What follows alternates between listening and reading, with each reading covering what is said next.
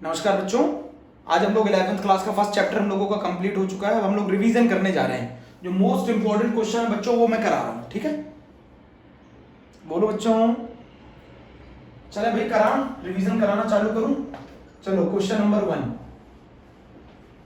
Question number 1 है, आप एक चीज बताइए मुझे, mass of one carbon atom in gram बताना है। Mass of one carbon atom in gram, ये क्वेश्चन 1 मार्क्स में आता है। 1 मार्क्स में आता है ये question. Mass of one carbon atom in gram बताना है। याद रहेगा आपको कैसे निकालना? देखो इधर देखो, बहुत आसान है। 1 मोल कार्बन एटम का जो मास होता है वो होता है मोलर मास के बराबर, या फिर आप इसे कह सकते हैं ग्राम एटॉमिक मास के बराबर। तो 1 मोल कार्बन एटम का मास, 1 मोल में कितने 6.022 इंटू 10 की पावर 23। कार्बन एटम का मास 12 ग्राम होता है। तो बताइए एक कार्बन एटम का मास कितना होगा? वो होगा 12 अपॉन 6.022 इंटू 10 की पावर 23, और ये हो जाएगा 1.99 इंटू 10 की पावर -23। बोलो, एक तरीका तो ये, एक तरीका तो ये। सेकंड मेथड, एक कार्बन एटम का मास कितना होता है? 12 AMU। 12 AMU होता है। एक AMU किसके बराबर होता है? 1/Na ग्राम के। तो ये आंसर आ गया 1.99 इंटू 10 की पावर -23 ग्राम। चलिए थर्ड मेथड, एक कार्बन एटम का मास कितना होता है? 12 AMU। एक U की वैल्यू कितनी होती है? 1.67 इंटू 10 की पावर -24 ग्राम। ये आ जाएगा वैल्यू 1.99 इंटू 10 की पावर -23 ग्राम। अब आपको जिस मेथड से पसंद हो उससे कर दो। मैंने क्या बोला है, मुझे mass of one carbon atom gram में चाहिए। तो 1 मोल कार्बन एटम का जो मास होता है वो उसके मोलर मास या उनके ग्राम एटॉमिक मास के बराबर होता है, 12 ग्राम। तो 1 मोल में कितने एटम होते हैं? 6.022 इंटू 1023 एटम्स का जो मास होगा वो 12 ग्राम होगा। तो बताइए एक कार्बन एटम का मास कितना होगा? 12 अपॉन 6.022 इंटू 10 की पावर 23 कितना आएगा? 1.99 इंटू 10 की पावर -23। सेकंड मेथड, एक कार्बन एटम का मास 12 AMU होता है और एक AMU की वैल्यू 1/Na ग्राम होती है। Na मतलब एवोगैड्रो नंबर। जो नए बच्चे हैं वो सुनना, Na मतलब एवोगैड्रो नंबर। 6.022 इंटू 10 की पावर 23। तो यहाँ इस तरीके से सॉल्व कर लिया। एक और तरीका होता है, एक AMU की वैल्यू को अगर मैं सॉल्व करूं तो ये 1.66 इंटू 10 की पावर -24 ग्राम होता है। ये भी आप लिख लीजिए तरीके से। बच्चों इस क्वेश्चन को कर लीजिए, 1 नंबर में आता है। आपको मैंने 3 मेथड बता दिए, कर लिया। First question complete.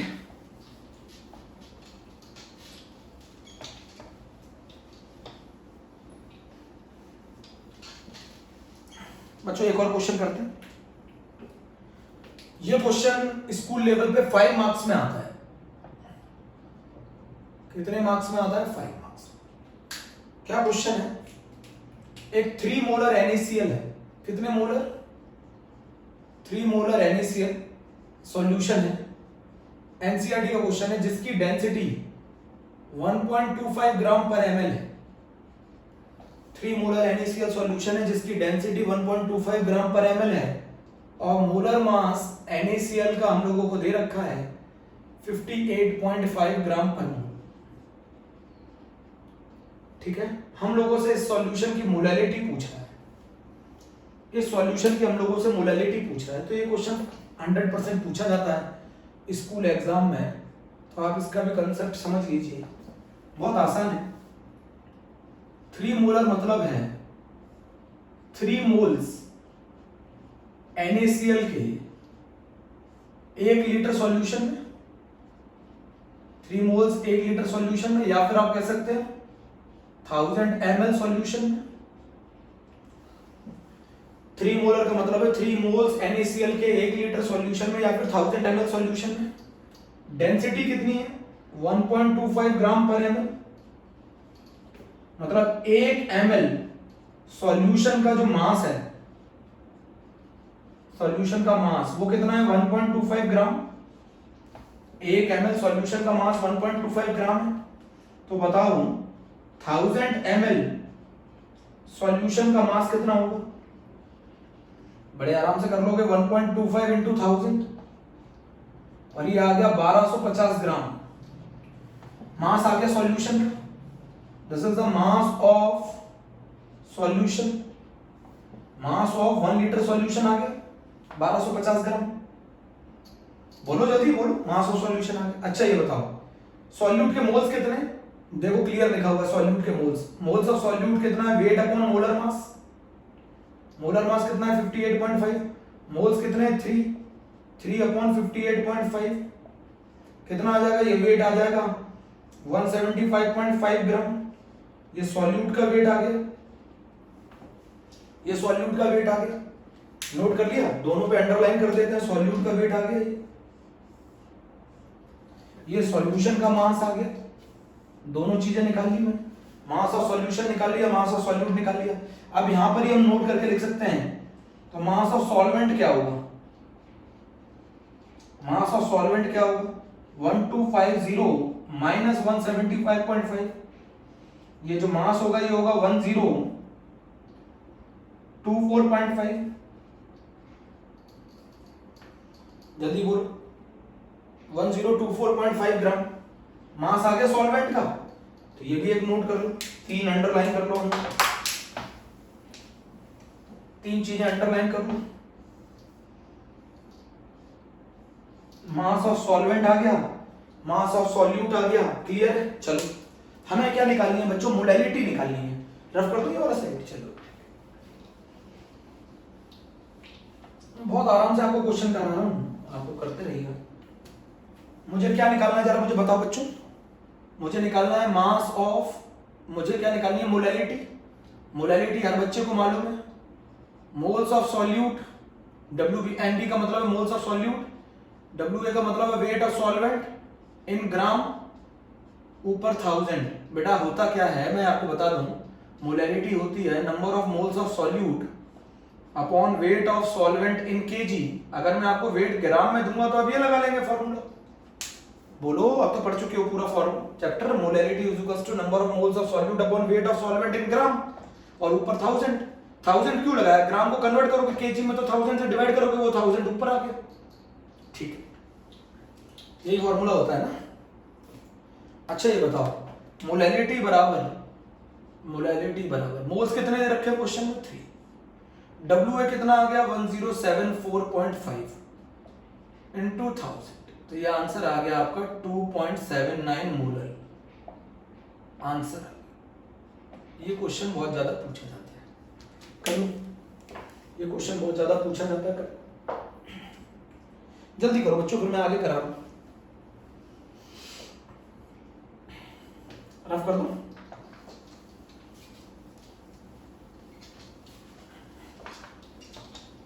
बच्चों अब मुझे एटॉमिक स्ट्रक्चर पढ़ाना है आपको अगले टर्म से। बच्चे पूछ रहे थे ट्रीटमेंट ऑफ कैंसर में कौन सी मेडिसिन यूज होती है? सिस्प्लेटिन।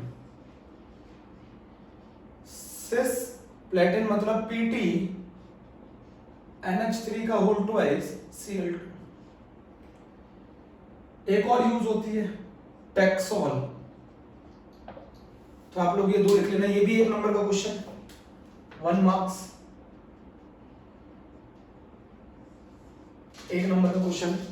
पहले पेपर में पूछा जाता है कौन सी 2 मेडिसिन यूज होती है ट्रीटमेंट ऑफ कैंसर में? टैक्सोल, ये ट्यूमर को रोकने के लिए होती है,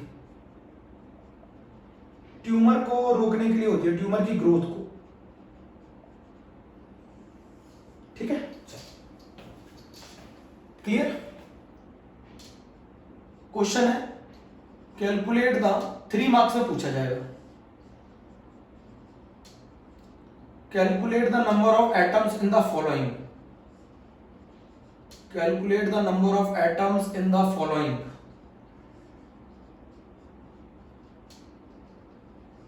calculate the number of atoms in the following. अब जैसे मान लो क्वेश्चन दे दिया जाए 52 मोल ऑफ आर्गन,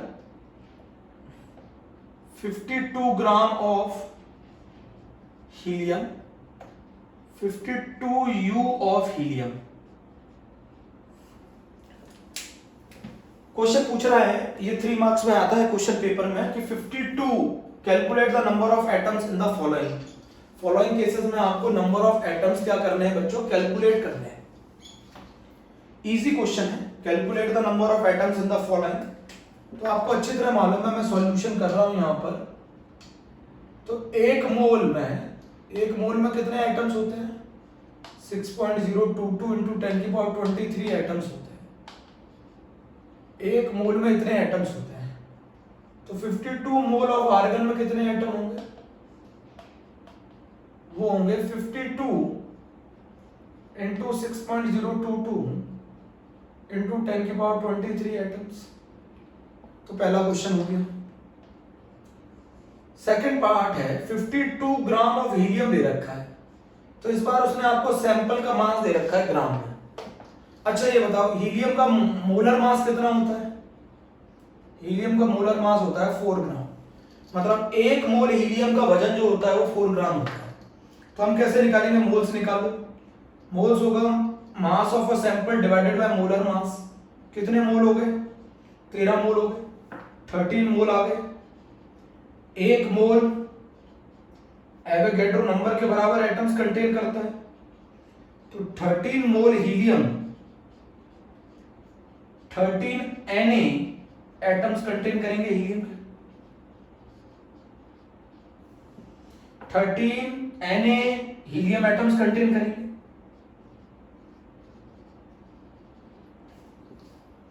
ये दूसरा पार्ट हो गया। अगर मैं थर्ड पार्ट देखूं, सी पार्ट, तो अच्छा ये बताइए, एक हीलियम एटम का वजन कितना होता है, 4U। ये मास बहुत कम है, एक हीलियम एटम का वजन 4U होता है। तो बताइए number of helium atom in 52U, तो 52 डिवाइडेड बाय 4, 13 हीलियम एटम आएंगे। तो ये एक क्वेश्चन है जो पूछा जाता है बच्चों, जल्दी से इसको कर लीजिए। ये भी मैंने क्वेश्चन करा दिया है 3 मार्क्स में। रफ कर दूं?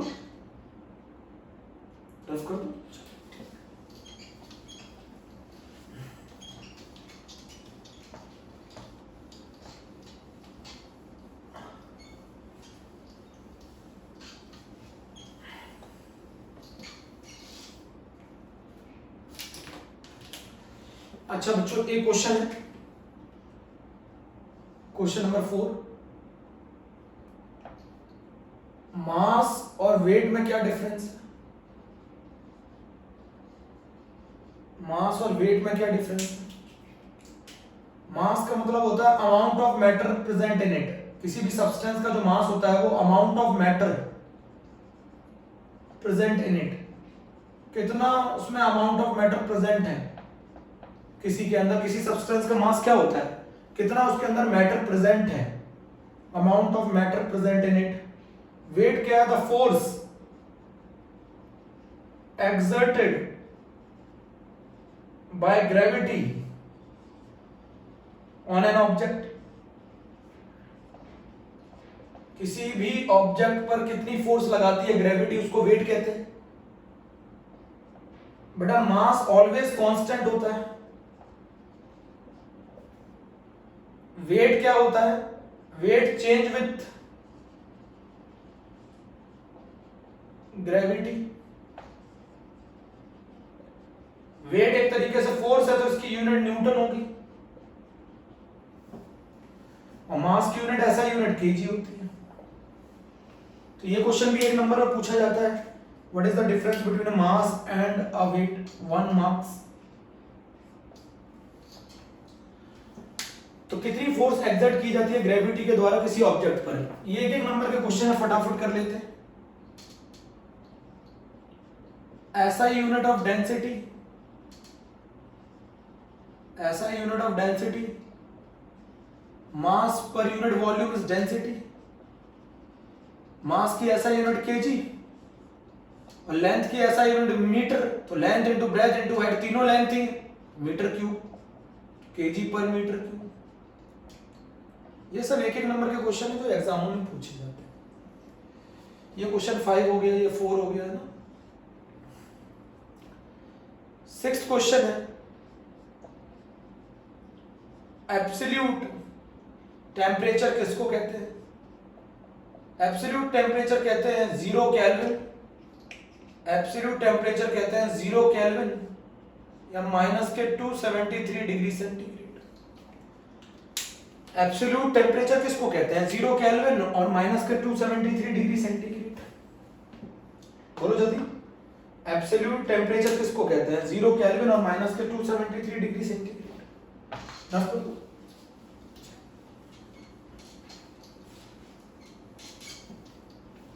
आगे चले, क्वेश्चन हमसे पूछ रहा है, अगला question, how much copper is present in 100 gram copper sulphate. Question है 2 मार्क्स में पूछा जाता है, 2 मार्क्स में पूछा जाता है। कितना कॉपर प्रेजेंट है 100 ग्राम कॉपर सल्फेट में? चलो चेक करते हैं। Molar mass of copper sulphate कितना है? कॉपर का मास 63.5, सल्फर का मास 32, ऑक्सीजन का मास 16 इंटू 4, ये आ गया 159.5 ग्राम पर मोल। अगर मैं चेक करूं, अंडरलाइन करना मेरी बात को, 159.5 ग्राम के अंदर कितना कॉपर है? 63.5, तो 159.5 gram copper sulphate contain 63.5 gram copper. तो बताओ 1 ग्राम कॉपर सल्फेट के अंदर कितना कॉपर होगा? 63.5 डिवाइडेड बाय 159.5 कॉपर। तो बताओ 100 ग्राम कॉपर सल्फेट में कितना कॉपर होगा? 63.5 डिवाइडेड बाय 159.5 इंटू 100, शायद 39 कुछ करके आंसर आता है, आप चेक कर लेना। ये क्वेश्चन भी आता है, जल्दी कर लो फटाफट बच्चों, जल्दी करो।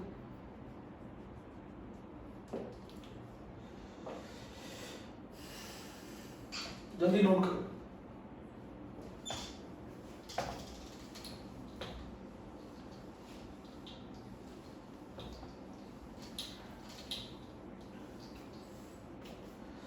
डेफिनेशन पूछ रहा है मोल फ्रैक्शन की। मोल फ्रैक्शन एक्स से डिनोट करते हैं। फ्रैक्शन किसी भी चीज को एक में से बताने को कहते हैं। तो मोल फ्रैक्शन का क्या मतलब है? Moles of the, it is the ratio of, definition अच्छे से लिखना, it is the ratio of moles of the component, it is the ratio of the moles of the component to the total moles of the solution, to the total moles of the solution, to the total moles of the solution, it is the ratio of the moles of the component to the total moles of the solution।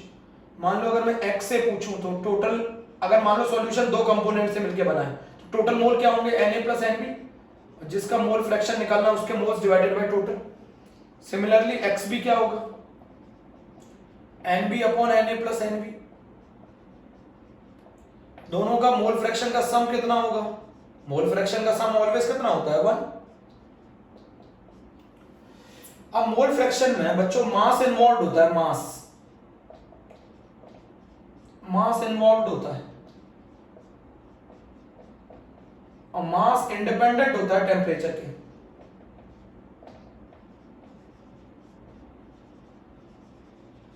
Mass is independent of temperature. Check करो, इसीलिए mole fraction temperature पे depend नहीं करता। जल्दी करो जल्दी।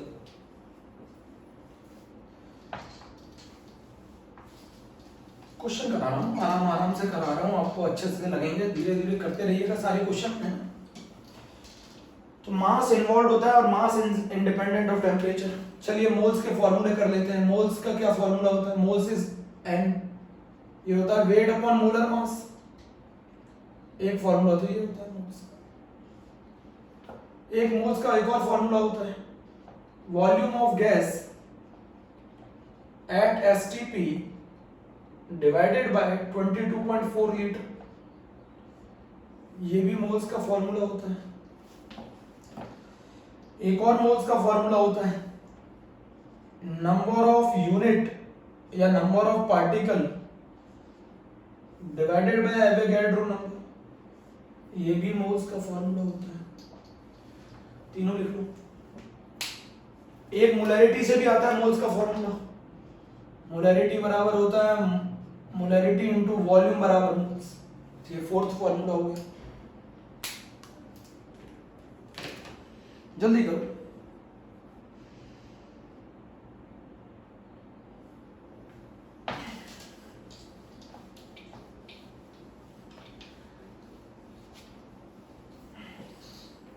Note किया? अच्छा, एक और डेफिनेशन पूछी जाती है। डेफिनेशन कहेगा मोलैरिटी की डेफिनेशन बताओ।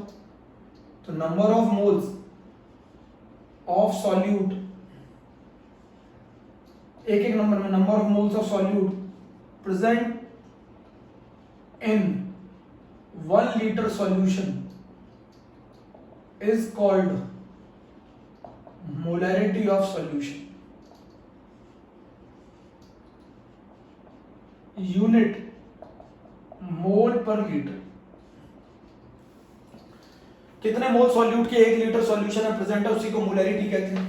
तो मोलैरिटी बराबर आ गया number of moles of solute NB upon volume of solution in litre. अगर हम टेम्परेचर बढ़ाएंगे तो वॉल्यूम ऑफ सॉल्यूशन बढ़ेगा, और अगर वॉल्यूम बढ़ेगा तो मोलैरिटी कम हो जाएगी।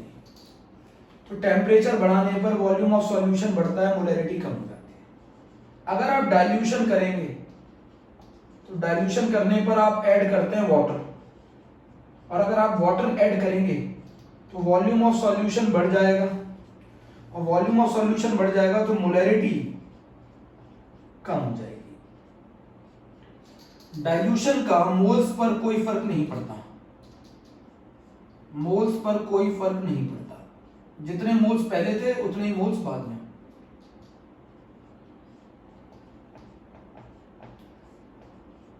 डाइल्यूशन का मोल्स पे कोई फर्क नहीं पड़ता है। ये सब चीजें आपको क्लियर हो जानी चाहिए। फटाफट आप जल्दी जल्दी इनको लिख लो रिवीजन के तौर पर। टेम्परेचर बढ़ाओगे तो मोल्स पे तो कोई फर्क नहीं पड़ता, वॉल्यूम ऑफ सॉल्यूशन बढ़ जाएगा, और अगर वॉल्यूम ऑफ सॉल्यूशन बढ़ जाएगा तो मोलैरिटी कम हो जाएगी।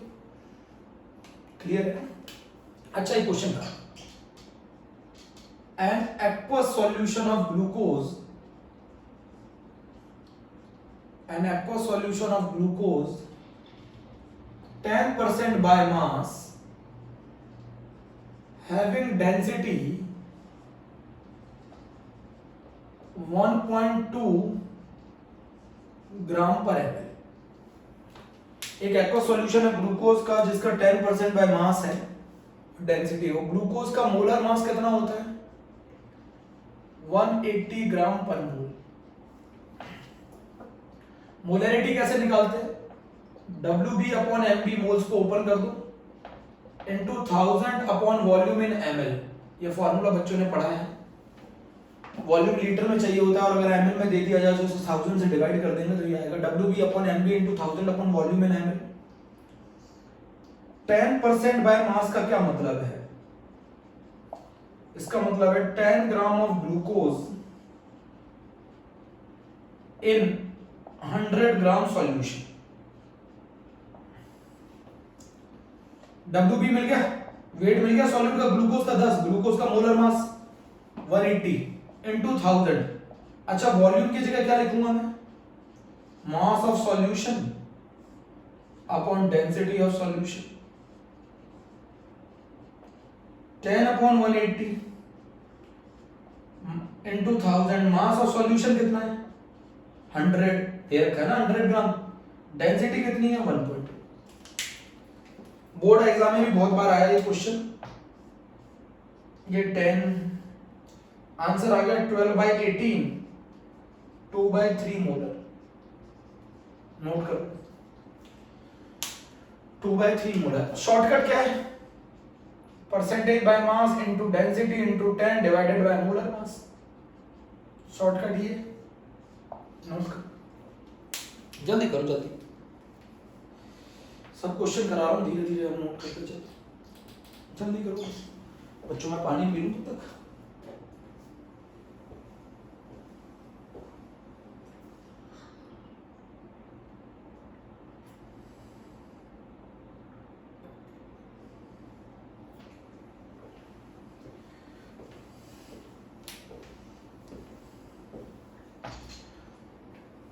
रिवीजन चल रहा है बच्चों, रिवीजन आप पढ़ लो इससे, फिर मुझे बताना कितने क्वेश्चन आपसे हो पाए कितने नहीं हो पाए। बच्चों मैं एक क्वेश्चन करा रहा हूं, ध्यान रखना। आयरन का परसेंटेज दे रखा है 69.9, ऑक्सीजन का परसेंटेज दे रखा है 30.1। आप मुझे इसका एम्पिरिकल फॉर्मूला बताओ। एक मिनट क्वेश्चन आपको बता दूं।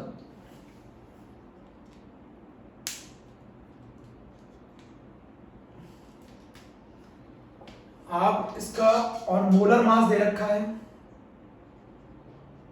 160 ग्राम पर मोल। आपको इसका मॉलिक्यूलर फॉर्मूला बताना है। एनसीईआरटी का क्वेश्चन है एम्पिरिकल फॉर्मूले वाले पे टॉपिक पर। बच्चों बोलो। अच्छा ये सबसे पहले एक टेबल बनाते हैं इसमें, एलिमेंट, यहाँ परसेंटेज बाय मास, यहाँ इनका एटॉमिक मास, यहाँ इनके मोल्स, और फिर सिंपलेस्ट रेशो, ये टेबल। तो बताओ एलिमेंट कौन है, आयरन और ऑक्सीजन। इसका मास कितना है, टोटल परसेंटेज चेक कर लिया करो, 100 होना चाहिए। 69.9, 30.1। एटॉमिक मास आयरन का 56, ऑक्सीजन का 16। मोल्स निकालो, 69.9 डिवाइडेड बाय 56 1.25, और 30.1 डिवाइडेड बाय 16 1.88। इन दोनों में सबसे छोटी वैल्यू कौन सी है, 1.25। 1.25 divided by 1.25 1.88 divided by 1.25, this is 1.5। मैंने बताया था सिंपलेस्ट रेशो होल नंबर में होना चाहिए। दोनों को कितने से मल्टीप्लाई कर दें, 2 से। तो बताओ इंपीरिकल फॉर्मूला आ गया, ये आ गया Fe2O3, ये बन गया 3 और ये बन गया 2, Fe2O3 आ गया। इंपीरिकल फॉर्मूला मास कितना हो गया, 56 into 2 plus 16 into 3, ये हो गया 160। आपको अच्छी तरह मालूम है n क्या होता है, molar mass divided bye empirical formula mass. Molar mass कितना है, जल्दी बताओ, मोलर मास कितना है, 160। इंपीरिकल फॉर्मूला मास 160, n आ गया 1। तो मॉलिक्यूलर फॉर्मूला क्या होता है, n into empirical formula. n की value 1, empirical formula Fe2O3, answer. ये क्वेश्चन भी पूछा जाता है कितने मार्क्स में, 3 मार्क्स। चेक करो, जल्दी करो बच्चों।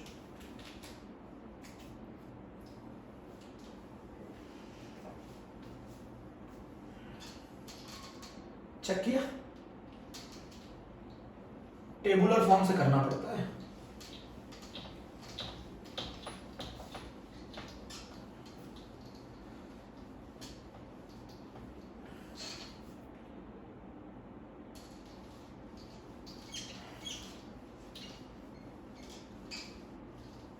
अब मैं क्वेश्चन अच्छा सा करा रहा हूँ स्टिक्योमेट्री का।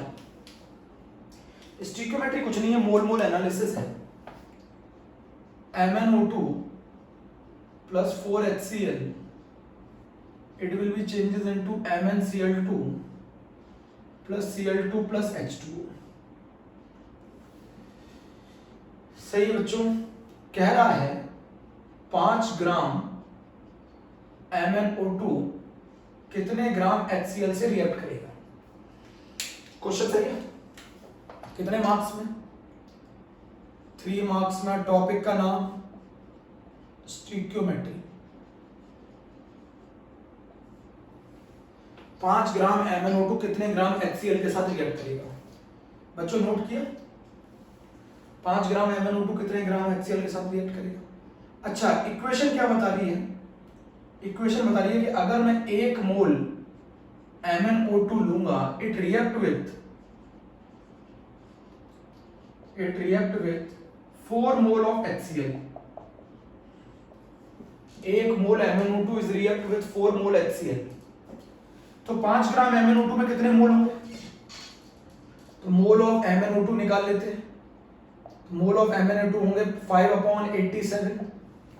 तो 5/87 mole of MnO2 react with, बताओ कितने मोल HCl? अगर ये 1 है तो ये 4 से रिएक्ट कर रहा है, और ये 5/87 है तो 5/87 into 4 मोल ऑफ HCl।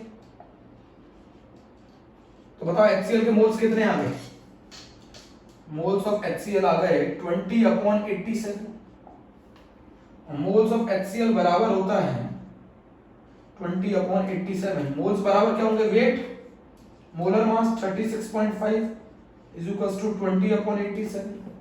तो बताओ वेट आ जाएगा HCl का कितना आ जाएगा? 20 इंटू 36.5 डिवाइडेड बाय 80। बोलो, कर लोगे? अंडरलाइन कर दिया करो जो जो चीजें इंपॉर्टेंट होती है।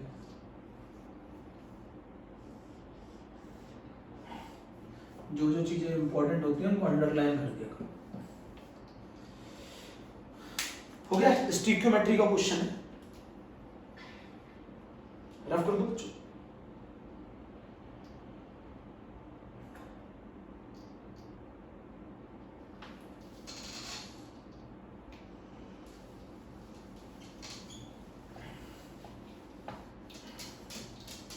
इसी क्वेश्चन को एक और तरीके से कर सकते हैं, चलो ये करा देता हूँ, रफ कर दिया मैंने क्वेश्चन फिर से लिख देते हैं। MnO2 plus 4 HCl, it will be changes into MnCl2 plus Cl2 plus 2H2। ठीक है, क्वेश्चन क्या पूछ रहा था बताओ जरा मुझे? 5 gram MnO2 react with how many grams of HCl?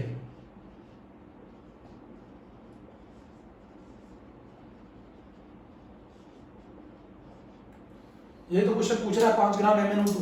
चलो मोल एनालिसिस लगाओ।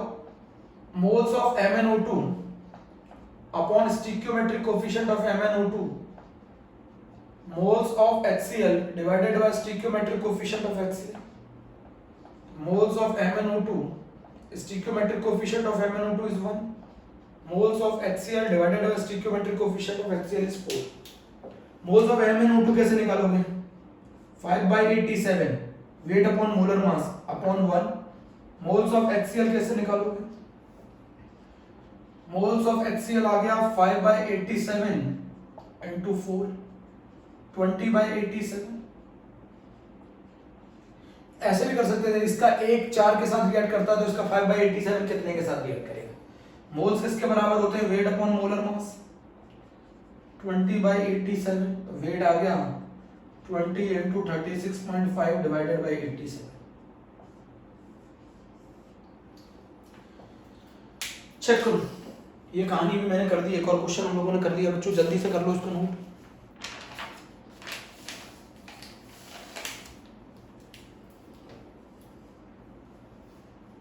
जल्दी करो।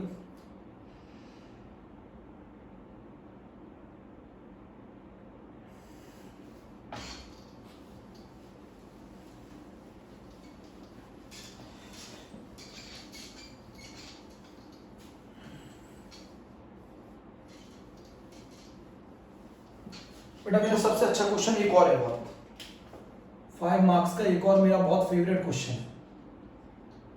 एक हाइड्रोकार्बन एक गैस है जो वेल्डिंग में यूज होती है, उसका फॉर्मूला है CFHY। उसका अगर हम कंबशन करते हैं तो आपको याद है मैंने इक्वेशन बैलेंस करना सिखाई थी, याद है आपको इक्वेशन मैंने बैलेंस करना सिखाई थी? CXH plus Y x plus Y/4 O2 is changes into XCO2 plus Y/2H2। Question कह रहा है एक वेल्डिंग फ्यूल गैस है जो कि कार्बन और हाइड्रोजन कंटेन करती है, और उसका अगर मैं कंबशन करता हूं तो मुझे 3.38 ग्राम CO2 मिलती है और 0.69 ग्राम वाटर मिलता है। अब यहां पर बताइए क्वेश्चन में मोल्स ऑफ CO2 कितने हैं? Moles of CO2 is X, moles of H2O is Y/2 दे रखा है ना क्वेश्चन में। अगर मैं हाइड्रोकार्बन का 1 मोल बर्न करता हूं तो x मोल CO2 मिलते हैं, Y/2 मोल H2O मिलते हैं। अच्छा ये बताओ मोल्स ऑफ CO2 x है तो कैसे निकालेंगे? मोल्स 3.38 डिवाइडेड बाय 44, इस x की वैल्यू आ गई 0.076। मोल्स ऑफ वाटर किसके बराबर है? Y/2 H2O, and moles of water कैसे निकाले जाएंगे? 0.69 अपॉन 80, तो y की वैल्यू आ गई 0.076। y की वैल्यू भी 0.076, x की वैल्यू भी 0, x अपॉन y करेंगे तो ये आएगा 1/1, आएगा 1/1। मतलब हमारा एम्पिरिकल फॉर्मूला हो गया, या फिर आप ऐसे भी कह सकते हैं x बराबर y, तो ये भी हो गया CXHX। तो बताओ इसका एम्पिरिकल फॉर्मूला क्या होगा? CH। एम्पिरिकल फॉर्मूला हो गया CH। इस वेल्डिंग फ्यूल गैस का एम्पिरिकल फॉर्मूला हो गया CH। अंडरलाइन करो। कैसे निकाला? 3.38 ग्राम CO2 बन रही थी, 0.69 ग्राम वाटर बन रहा था। 3.38 को डिवाइड किया 44 से, मोल्स ऑफ CO2 आए। मोल्स ऑफ CO2 किसके बराबर है? x। मोल्स ऑफ वाटर किसके बराबर है? Y/2। बराबर किया x और y की वैल्यू निकाली, एम्पिरिकल फार्मूला आ गया। अच्छा ये बताओ एम्पिरिकल फार्मूला मास कितना आएगा? 12 + 1 13। अभी क्वेश्चन काफी दूर है, यहां तक हम लोगों ने कर लिया, जरा इसको समझ लीजिए अच्छे से। बेटा 5 मार्क्स में आता है ये क्वेश्चन, 5 मार्क्स में आता है। नोट कर लिया बच्चों? नोट कर लिया? अच्छा अब जरा मुझे एक चीज समझाओ, वो ये कह रहा है क्वेश्चन में, वो क्वेश्चन में कह रहा है, वो क्वेश्चन में एक और चीज कह रहा है। वो कह रहा है 10 litre of this gas at STP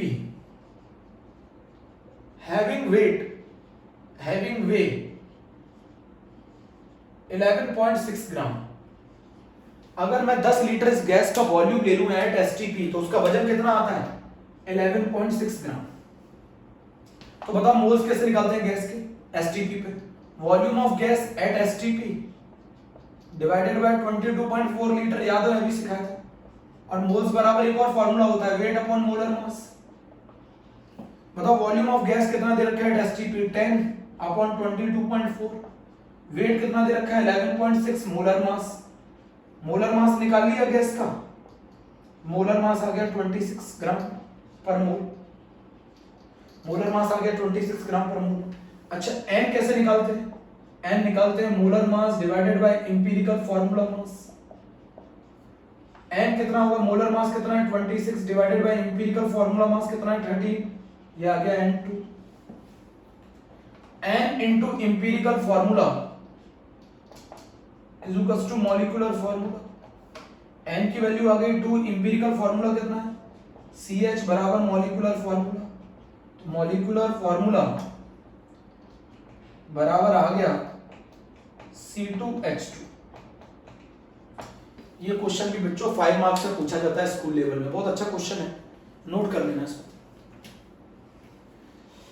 बच्चों, जल्दी से नोट कर लो, जल्दी बच्चों नोट करो, प्रैक्टिस करनी है बच्चों,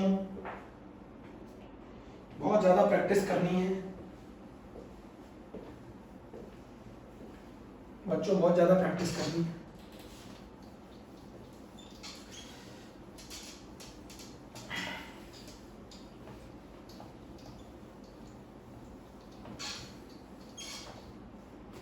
अच्छा बच्चों एक और क्वेश्चन कर रहे हैं जो पेपर में पूछा जाता है, एक और क्वेश्चन कर रहे हैं, 2 आसान आसान क्वेश्चन कर रहे हैं।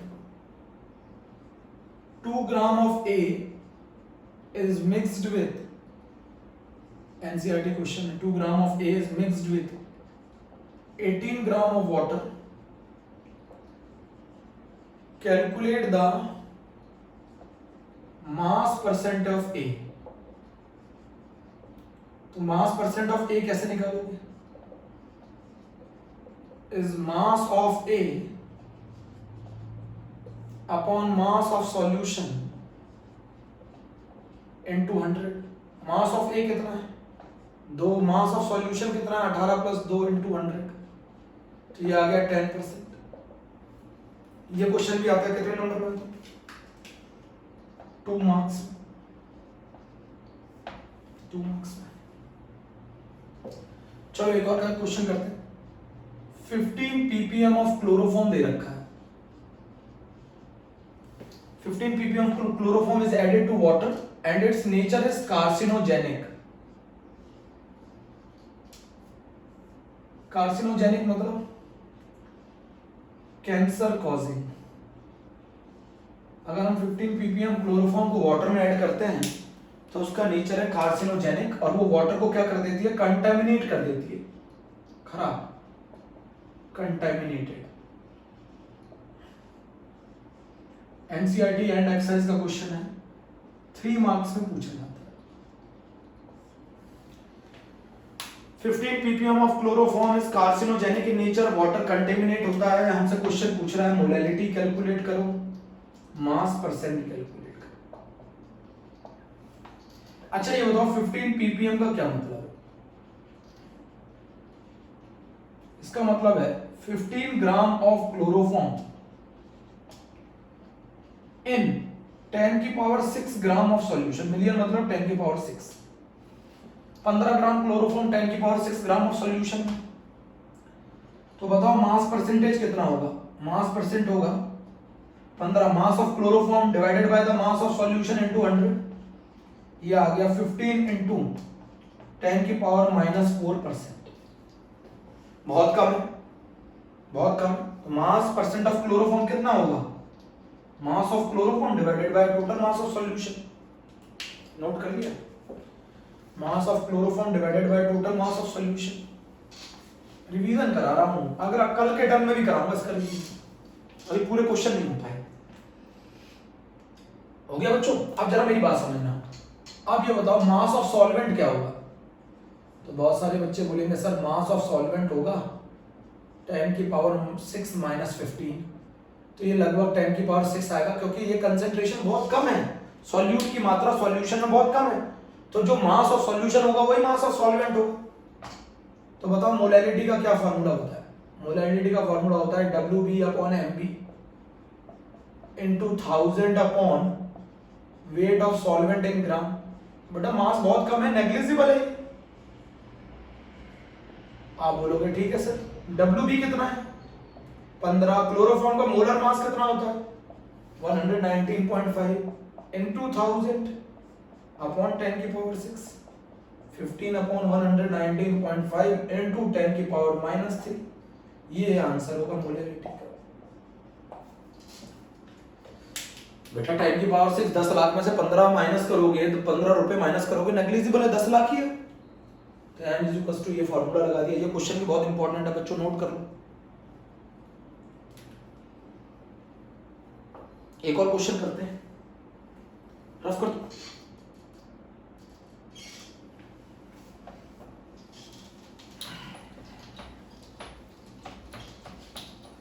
ये फाइनल एग्जाम में पूछे जाते हैं बच्चों, पहले टेस्ट में, यूनिट टेस्ट में पूछे गए। आप लोग तैयारी करके रखो पहले से, आप पहले से तैयारी करके रखो। क्वेश्चन है कार्बन की परसेंटेज दे रखी है, कार्बन की परसेंटेज दे रखी है 24.27, हाइड्रोजन की परसेंटेज दे रखी है 4.07 और क्लोरीन की परसेंटेज दे रखी है 71.65 और मोलर मास दे रखा है 99 ग्राम पर मोल। अब हमसे क्वेश्चन पूछ रहा है इसके अंदर दो चीजें, ये भी कितने नंबर में आएगा 5 मार्क्स में। हमसे क्वेश्चन पूछ रहा है इसमें एम्पिरिकल फार्मूला कैलकुलेट करो, मॉलिक्यूलर फार्मूला कैलकुलेट करो। हमने पढ़ा इतना सारा है, करना हम लोगों को इतने क्वेश्चन है। तो टेबल बना ले बच्चों। तो सबसे पहले कार्बन एलिमेंट लिख रहे हैं ना, कार्बन, हाइड्रोजन, क्लोरीन, यहां लिख दीजिए एलिमेंट, यहां लिख दीजिए परसेंटेज। ये हो गया 24.27 0.27 हाइड्रोजन की परसेंटेज, 4.07 क्लोरीन की, 71.65। यहाँ पे लिख लीजिए एटॉमिक मास, कार्बन का 12, हाइड्रोजन का 1 और क्लोरीन का 35.1। फिर निकाल लीजिए मोल्स। मोल्स क्या होगा, 24.27 divided by 12, 4.07 divided by 1, 71.65 divided by 35.5। Moles आ गए, एलिमेंट आ गया, परसेंटेज आ गया, एटॉमिक मास आ गया, मोल्स आ गए। इसके बाद इसकी वैल्यू निकालो, 2.02, 4.07, 2.02। यहाँ इसके बाद आ जाएगा simplest ratio, 2.02 divided by 2.02 1, 4.07 divided bye 2.02 2, 2.02 divided by 2.02 और ये आ गया 1। तो हमारा इंपीरिकल फॉर्मूला कितना आ गया बच्चों, जरा बताओ। बच्चों इंपीरिकल फॉर्मूला आ गया C1H2Cl1। बताओ इंपीरिकल फॉर्मूला मास कितना आएगा, बताओ जल्दी। इंपीरिकल फॉर्मूला मास आएगा 49.5 ग्राम पर मोल, 49.5। तो बताओ n कितना आएगा, n क्या होता है, molar mass divided bye empirical formula mass. n की वैल्यू होल नंबर आनी चाहिए। मोलर मास कितना बताओ, 99, 49.5 कितना आ गया 2। n की वैल्यू 2 आ गई, बोलो ये भी सही है, ये भी सही है, ये भी सही है। अब हमारा फॉर्मूला क्या होता है, n इंटू इंपीरिकल फॉर्मूला बराबर मॉलिक्यूलर फॉर्मूला। मॉलिक्यूलर फॉर्मूला क्या होगा, 2 इंटू CH2Cl, तो आंसर आ गया C2H4।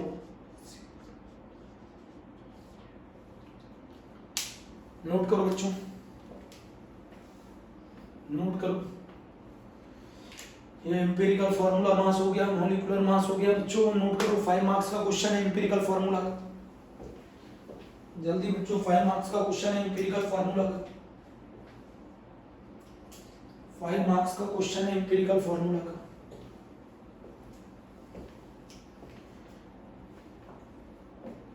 रफ कर दो।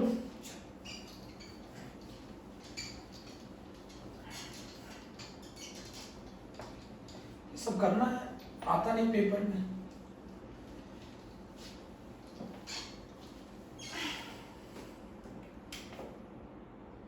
मोलैलिटी क्या होती है, number of moles of solute in 1 kg solvent. In 1 kg solvent कितने मोल सॉल्यूट के प्रेजेंट है 1 kg सॉल्वेंट में। How many moles of solute is present in 1 kg solvent. Molality बराबर number of moles of solute upon weight of solvent in kg। तो molality बराबर number of moles बराबर Wb upon Mb into 1 upon Wa in kg। Molality बराबर Wb upon Mb into 1000 upon Wa इन ग्राम। ठीक है बेटा, solvent का मास आता है। अच्छा ये बताओ, अगर किसी की मोलैलिटी 2 मोलर है तो इसका मतलब है 2 moles of solute in 1 kg solvent. 2 moles of solute in 1 kg solvent.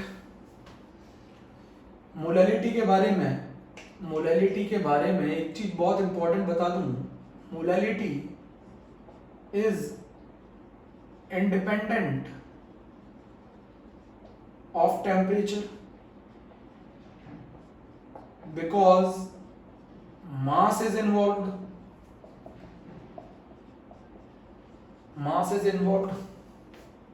and mass is independent of temperature।